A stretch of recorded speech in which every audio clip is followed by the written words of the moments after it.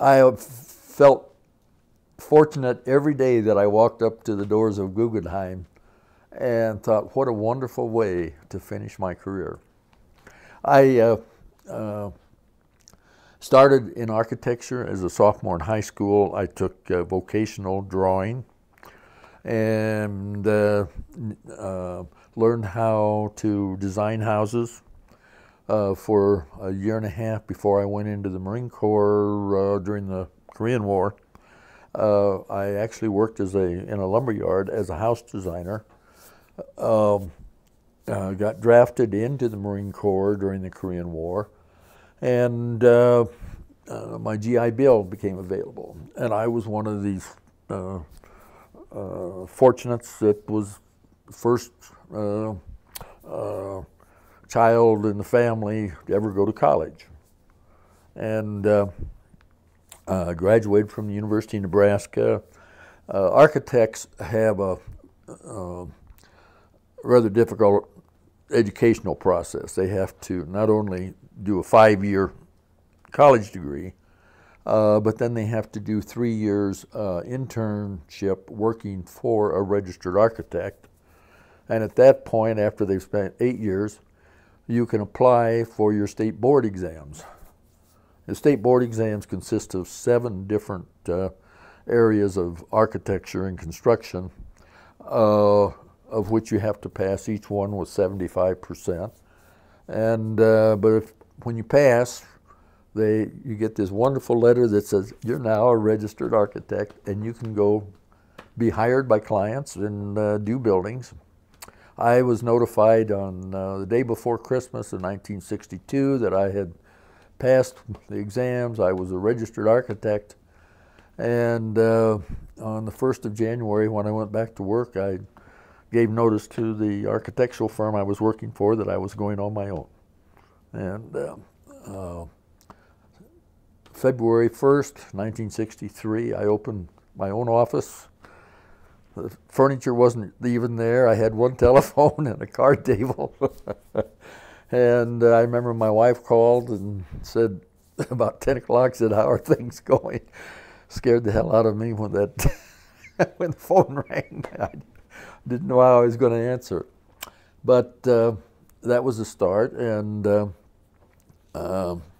very fortunate. I had clients, Sheraton hotels. I did projects for HUD, government housing projects, did high-rise projects. I did schools, courthouses.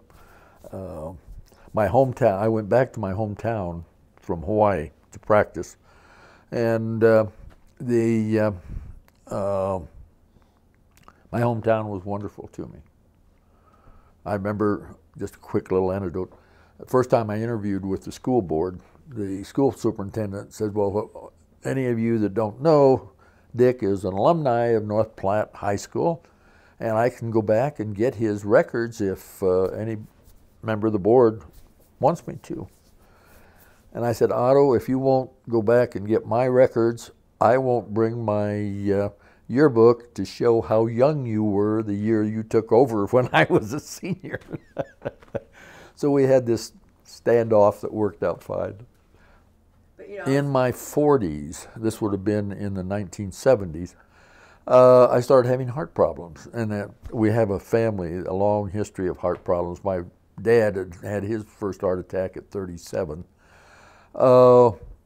After the 3rd time to the hospital, my family doctor said, "Dick, you have a choice. You can either change your lifestyle, make a major change to your lifestyle, or you're not going to see your 4 children graduate from high school." Well, that made the decision fairly easy, and I had a standing offer from the University of Nebraska to teach in a special appointment, 3-year appointment, and I called the dean. Again, long story short, I taught 3 years at the University of Nebraska in the College of Architecture. Was determined to be inbred because my bachelor's degree and my graduate degrees and my architectural registration were all Nebraska, and the Board of Regents had a strict rule against that. So I called a fraternity brother, Don Sorensen, who was professor of economics at CSU, and asked him, I said, Don, would you check and see if there's anything for an itinerant architect that wants to move to Colorado? Because I had a cabin up at Red Feather Lakes. Don called me back the next day. He said, Dick, you're in luck. The construction management's advertising for an architect as we speak. Call this number immediately because they're going to close out next week. And so I did talk to a Scott Condrey. Remember Scott?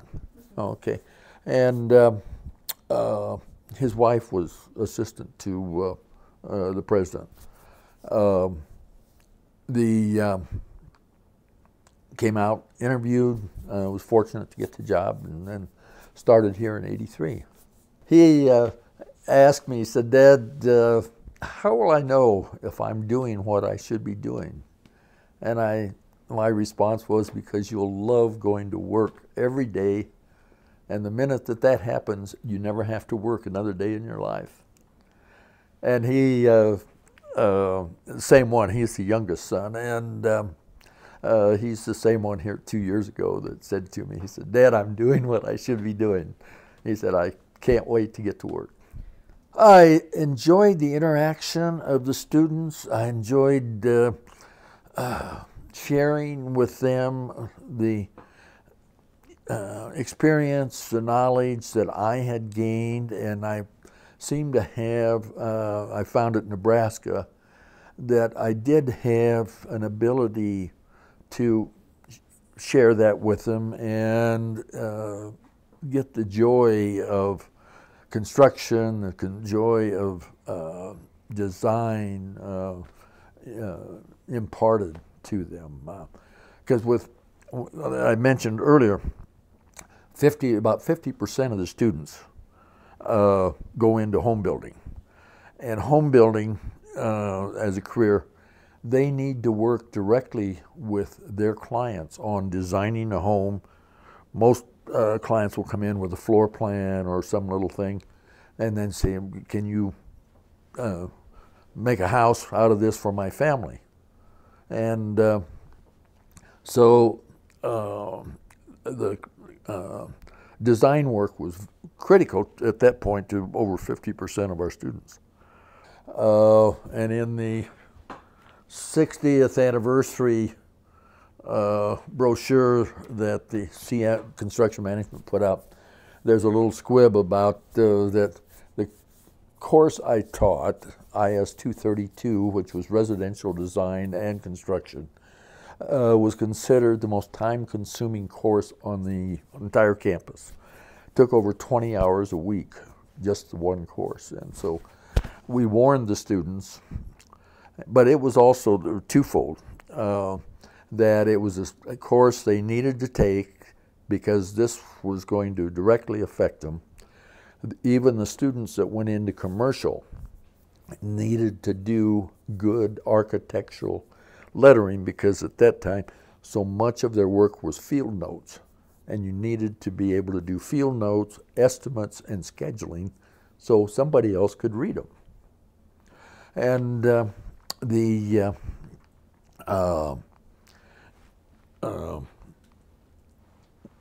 we would make a point of telling the students, make sure your time schedules are cleared, because if you can't handle this, you have to think about your career, because there are times when the construction industry is all encompassing. You don't have time for anything else because you're going to be spending 70 to 80 hours a week to get a project out. And so when your boss expects that of you, look back on 232 and say, hey, yes, I was warned that this is how my life was going to be. I enjoyed working with the non-traditional students because they were very down-to-earth, and they were there to get an education, no fooling around, and most of them very excellent students.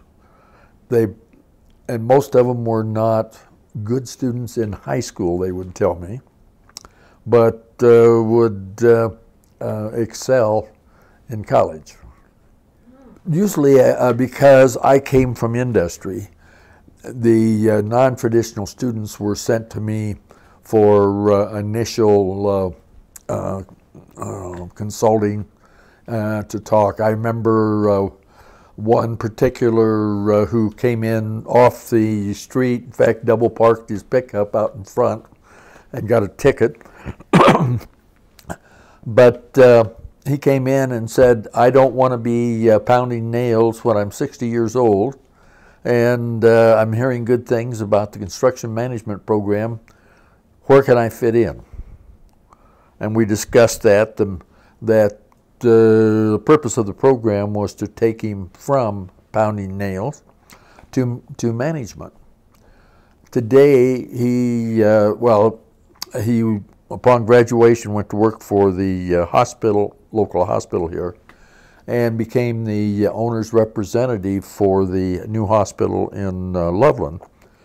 And from that, he got hired, and he's presently doing a 15-story children's hospital in Phoenix, Arizona, and has 70 people working for him. So we were having coffee in his office down at Phoenix, and I said, well, Dan, you got away from pounding nails, didn't you? He said, yes, and I'm loving it. He said, I'll never forget that day that I met you at the CM office. I was involved with the home builders students chapter primarily, but also with the commercial students as a co-sponsor with what we call the commercial students. And but with the home builder students, I took about 20 to 30 students to the national convention every year, along with Jim Parnell. Because of the number of students, it took two faculty. We felt it took two faculty members to make sure they were well sponsored, if I could. And the Home Builders convention, annual convention, is the largest convention in the United States. Only 5 cities are big enough to handle it. They have 70 to 80,000 contractors there every year. And when I started, we only had 80 students attending from all over the country. We formed a faculty organization that was an advisory group to the National Board of Directors for the Home Builders. And I was the 5th president of that group.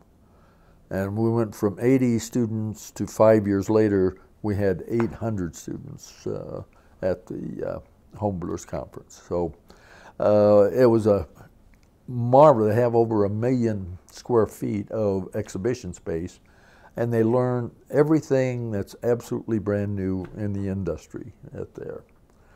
And about half, the important thing of the home builders is about half of the construction management students go into the home building industry, and then about half go into commercial. Oh, some of the learning experiences, well, actually would be twofold. One was the student work group that we had on campus, and the second was the rural school program that I was director of. And the on-campus came about somewhat accidentally when Phil Austin was president, that he had a grant for a state-of-the-art computer classroom over in the forestry department. When the grant came and they went to get started on it, facilities found they had made a mistake in their original estimate, and wanted twice as much money as the grant allowed.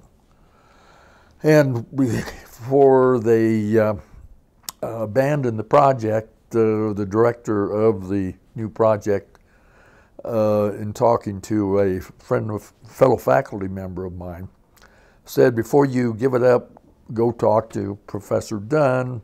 He might be able to help you. He's an architect. He came over, we talked, and I said, let me put some students together. Because we've got plumbers, electricians, carpenters.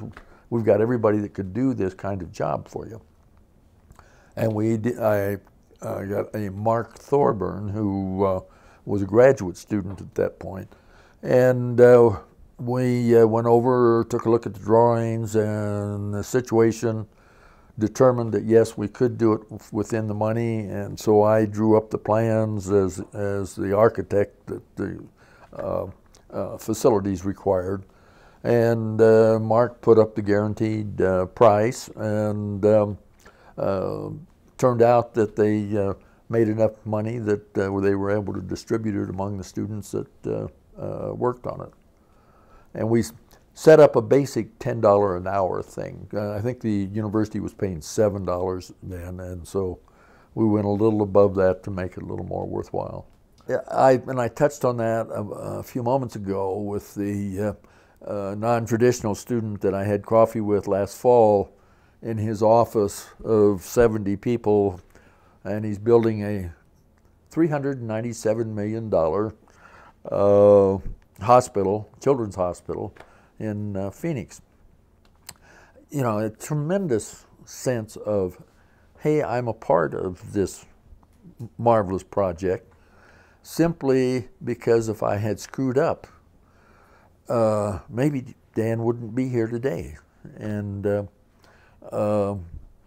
I am fortunate to see it also in one of my own sons. Most of my kids became teachers. 3 of them became teachers. 2 of them are still teachers. 1 of them is also a girls' basketball coach, high school. The one that isn't a teacher is now a preacher.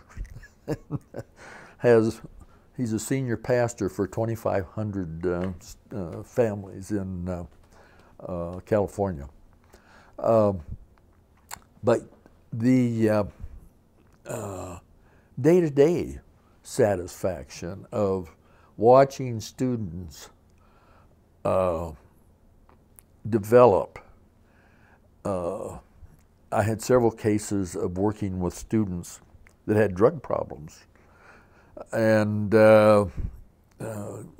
probably one of the greatest senses was getting invited to a wedding of a student that had a $1,000 a month drug problem and was about to get kicked out of school, and was able to work with him and watch him come out of the drugs. And actually, a year after he went into AA, he was on the dean's list with a 4.0. And yet, a year and a half before, he had gotten the magic letter that if you don't get your grade average above 2.0, you're not going to be here next semester. And but I was amazed at the number of students that were fighting major drug problems, minor drug problems. And I could always tell because all of a sudden in 232, they were getting late with their assignments. There was an assignment due every Friday afternoon, 5 o'clock. And if they got behind 2 weeks, they could hardly get caught up. So working with the students on student projects, watching them go to these national conventions and seeing them say, oh my gosh, look what this business is all about. And coming home or coming back on the plane or bus being just bubbly over with enthusiasm, and can't wait to get back into the classroom and get back out into start my career. The story of the calculus, and I responded to it especially because I had the question when I was in architectural school of why I had taken calculus and never used it from the time I took the final in my course at Nebraska. And that I had asked the question and I got a response, but I had a student come back to me who'd graduated and said, Mr. Professor, how come calculus was such a critical part of our math education, because I've never used calculus since the day I left that classroom. And I said, well, John, I'll give you the same answer that I got when I asked that question in architecture. And that is, the construction industry, the management of construction industry, is built on having a problem, recognizing a problem, analyzing the problem, and solving the problem. And that's exactly what calculus does. And calculus gives us, as a faculty evaluating a student's career, whether you have the capability of being successful in that career. And so we use calculus that way, that if you can't satisfactorily complete calculus, then we have to sit down with you and say, you know, you have to really think about whether this is what you want as a career. The Vietnam Bridge, yes, that was a fascinating project. It started with two friends from that had gone to school together. One of them was anti-war, one of them volunteered and went to Vietnam. And the one said, you know, I'm not admitting to anything, but I was there the night that the Old Main got burnt down. So it'll give you a little idea of how contrast the two friends were. But when they came back to school, both of them, the one got kicked out because of Old Main, the other one, but was let back in. The other one came back after service. And they decided that there should be a Vietnam-era memorial, not a war memorial, that would recognize that the two sides had come back together. And that was the whole thrust of the Vietnam Bridge. I was asked to represent the construction. There was departments from all of, representatives from all over the campus, and history, so I recognized immediately, hey, you know, there's a lot of construction involved here. Once they decided that it was going to be a bridge across the canal. So I went back to the student clubs. They volunteered and actually went out and got all the equipment, volunteered all the materials it would take, and then they put the money together, or put the labor together, and got the bridge built. One of the sad aftermaths of that was it was the university-wide committee determined that it was to be an era bridge, not a war bridge, and it was not to one side or the other. And but somewhere along the way, after it was all completed, after the dedication, the little plaque acknowledging the work of the construction management program was taken down, disappeared, and two little plaques put into the sidewalk adjoining going to the bridge that are still there, one in favor of the war and one opposed to the war, and which was absolutely contrary to the whole purpose of the bridge. And nobody will admit to who did that. Really? But it, for the dedication, then Dr. Yates again in 1992 dedicated the bridge, And we had the commandant from the Air Force Academy as one, and Senator McGovern, former Senator McGovern, also speak as being opposed to the war.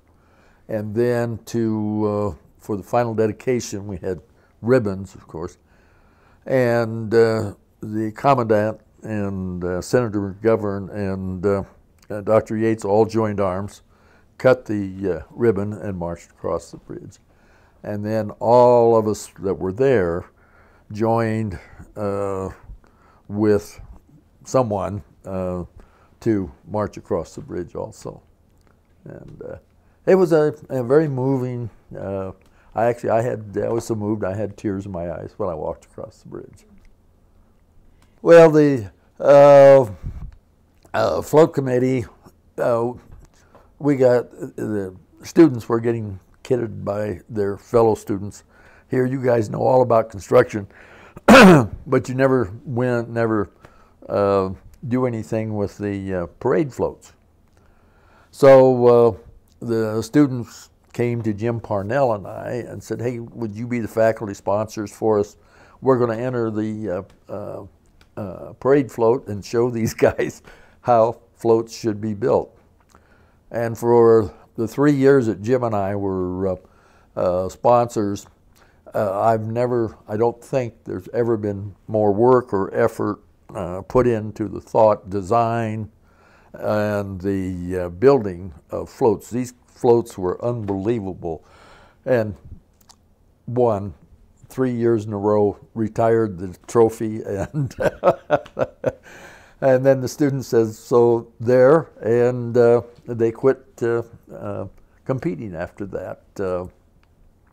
But it was an interesting and fun time. That the floats were all built, over on Timberline by where the new church is. There's a bunch of old buildings.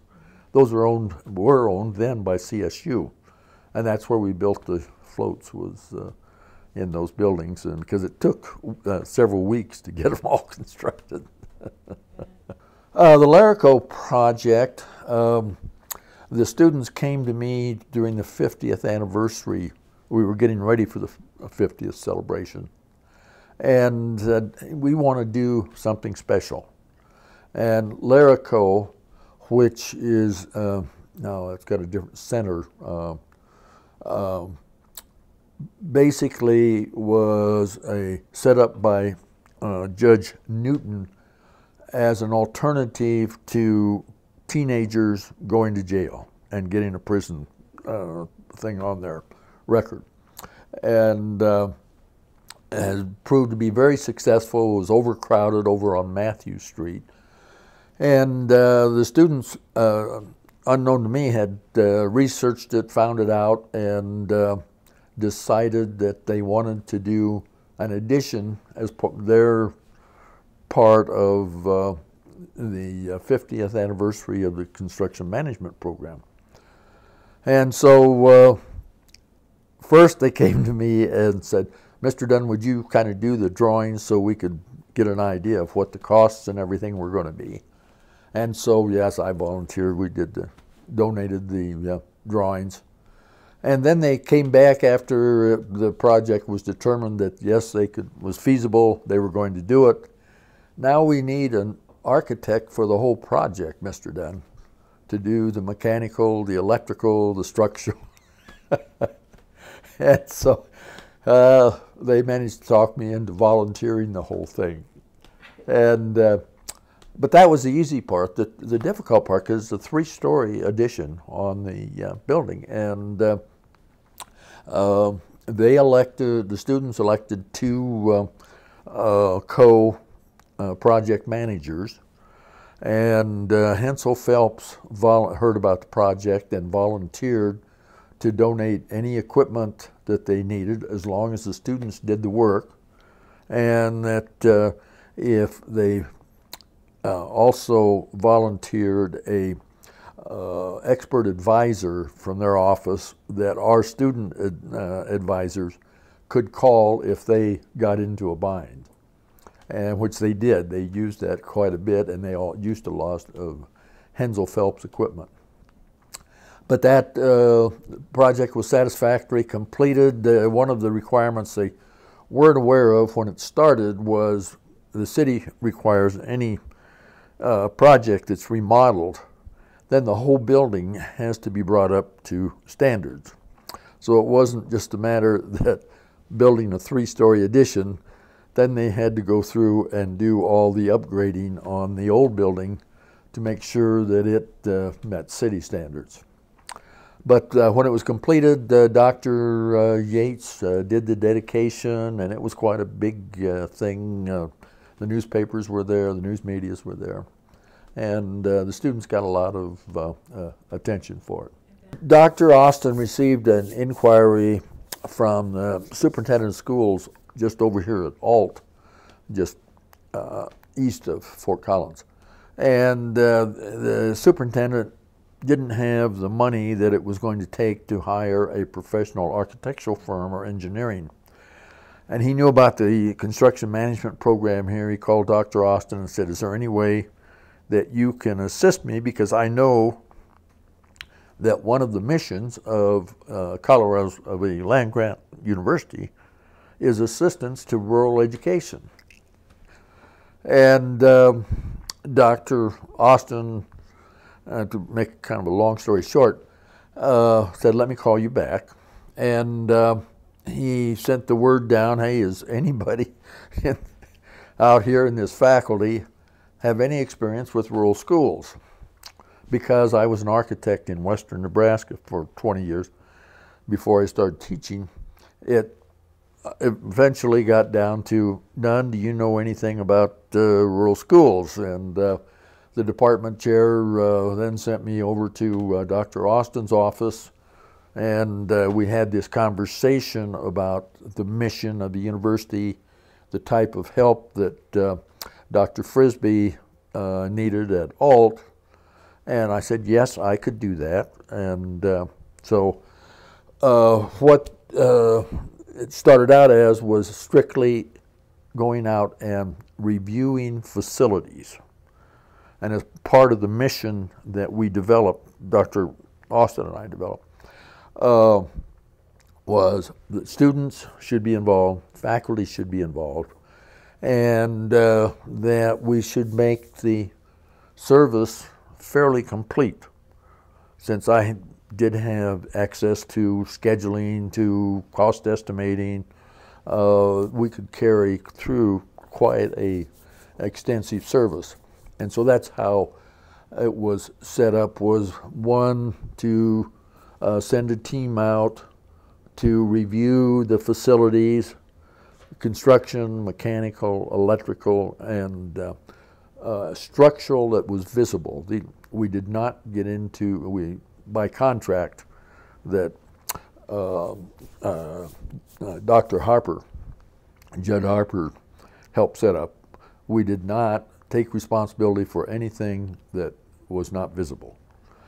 And so we went out and had students and faculty go through the first project and just did facilities.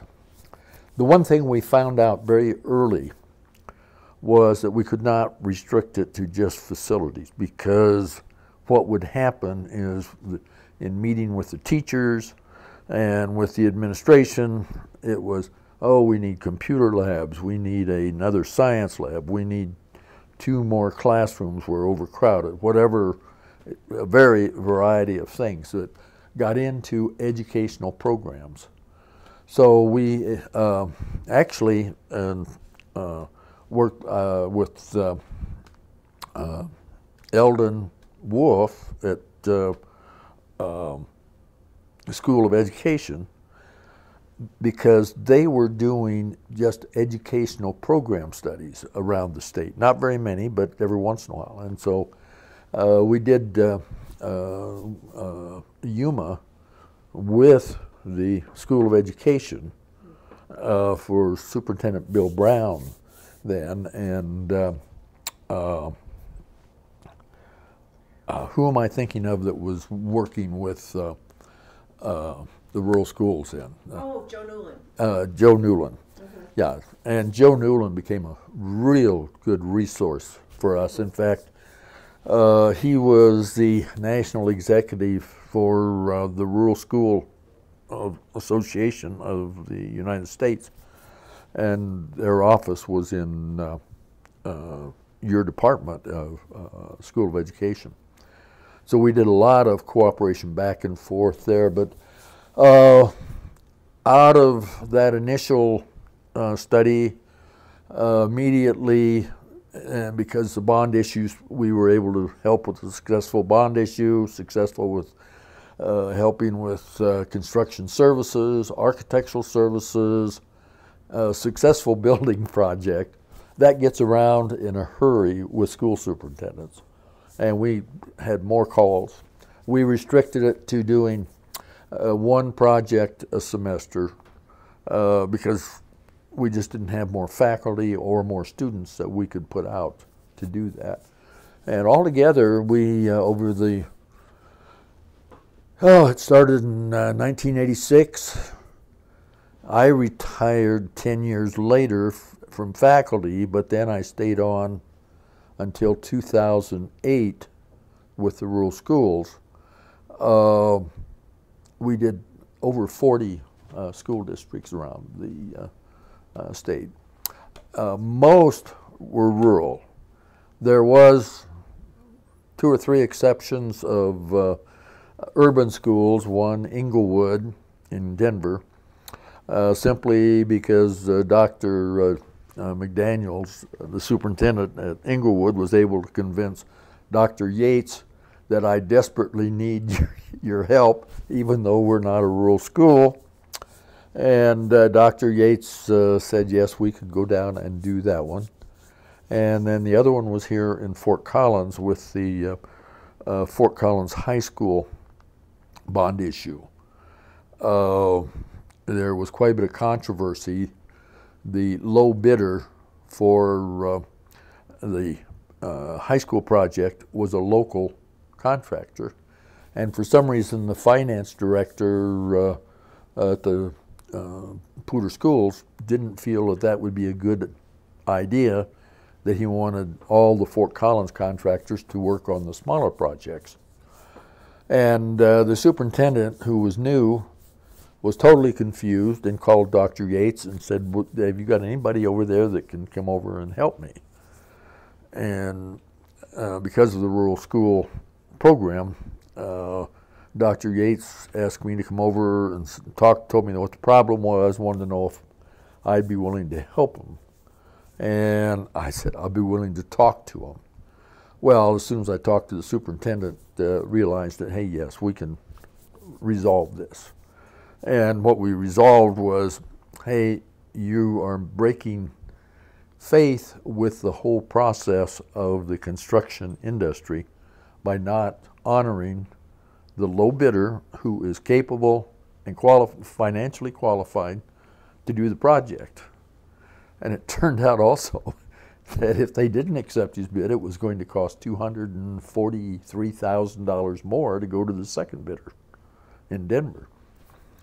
But so those were the 2 projects, the 2 main projects that were not rural that we did get involved with. Several have told me that their initial job interviews were very successful and may have been the difference in their selection for a company simply because they had this on-site experience of going out and